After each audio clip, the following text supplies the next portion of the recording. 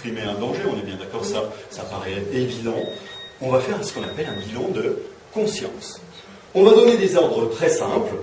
Monsieur, ça va. Madame, ça va. Si vous m'entendez, serrez-moi la main. Ouvrez, fermez les yeux.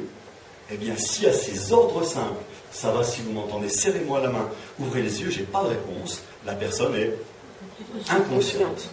Et on va crier à l'aide si on est tout seul. Pourquoi? Pour attirer quelqu'un, vous avez vu que c'est quand même bien pratique.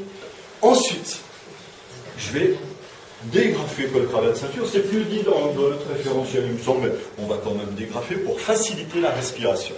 Ensuite, on met une main sur le front, 2 à 3 mains au crochet, et on va basculer prudemment la tête en arrière. J'ai une rouge, donc on va l'utiliser tout de suite. Pourquoi basculer prudemment la tête en arrière? Lorsqu'on est inconscient, je ne sais pas si vous avez vu déjà quelqu'un d'inconscient, il est très lourd à porter, donc il n'y a plus de tonus musculaire.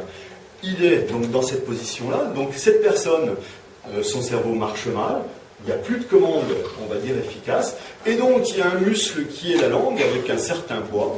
Eh bien ce muscle, la langue, qu'est-ce qu'il va faire? Il va aller au fond de la gorge. Donc, si on veut regarder si quelqu'un respire, il serait intéressant quand même de basculer prudemment la tête en arrière pour libérer les voies aériennes. Je le montre pour tout le monde. On est comme ça. Donc, si on veut voir si ça respire, il serait peut-être intéressant de faire comme ça. D'accord? Eh bien, une main sur le front. Donc, après avoir dégrafé col cravate ceinture, une main sur le front et on bascule. Et là, je vais me pencher pour voir avec mes yeux, entendre avec mon oreille et sentir avec ma joue le souffle de la victime. Au maximum 10 secondes, et là, je me relevais en disant elle est inconsciente et ne respire pas. Comme j'ai un témoin, donc ça c'est vraiment très pratique, je lui donne une alerte très précise, très simple.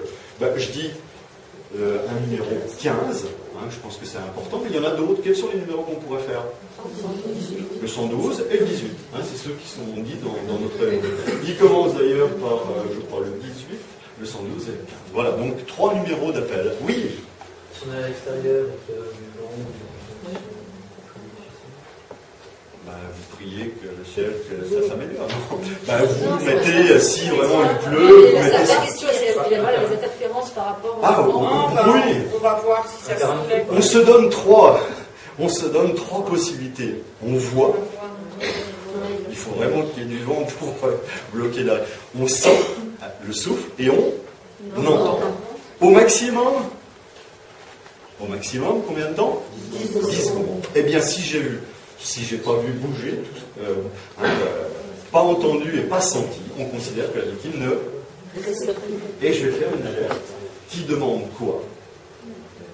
Un défibrillateur et une notion de massage cardiaque. Eh bien, dès que l'alerte est passée le plus rapidement possible, qu'est-ce que je vais faire? Un massage cardiaque. Donc ça choque ceux qui ont fait le vieil AFPS. Alors, on va voir donc comment masser, et puis ensuite on verra comment poser le défibrillateur. Comment masser? De quoi? Ah oui, on vous a dit plein d'horreurs. Avant le contrôle On pouvait perforer les poumons avec On va voir comment masser sans qu'il y ait de dégâts. Alors, personne à plat dos. Sur un plan dur, c'est important parce qu'autrement, le massage cardiaque ne serait pas efficace. Ensuite, un torse, si possible. Si la personne est sur un canapé, il faut le descendre. On le descend. J'ai jamais réanimé un canapé. Par contre, des gens, oui. Je le dis. Mais sur une pelouse, c'est considéré comme un plan dur. Moins que vous ayez 3 mètres. Non, plan dur. Prenez les choses à part. Plan dur. Ensuite, torse si possible, nu. Pourquoi? Parce que vous allez voir qu'on masse à un endroit, et puis en plus on pose des électrodes. Donc torse nu, si possible. Avant, on passait très longtemps à vous expliquer où on massait. Là, vous avez un talon de main. Et bien ce talon de la main, vous allez le placer au milieu du thorax, sur le sternum. Au milieu du thorax, sur le sternum. Hop. La deuxième main vient par-dessus la première. On peut entrecroiser les doigts ou les mettre comme ça. En tout cas, on essaie que ça n'appuie pas sur les côtes. Et puis ensuite, on se met perpendiculaire et les bras tendus Et là, on va faire combien de compressions? Ben non, on va faire des compressions. Donc là, dans cette formation, on nous dit qu'il faut masser. Alors, comment on masse? Comment on masse? Vous me leur dites, à quel endroit? Sur strictement sternal, comme appui, et puis avec deux mains. Alors, comment on enfonce?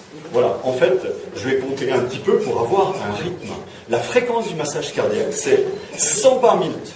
D'accord? Si je faisais que masser, c'est combien? 100 par minute.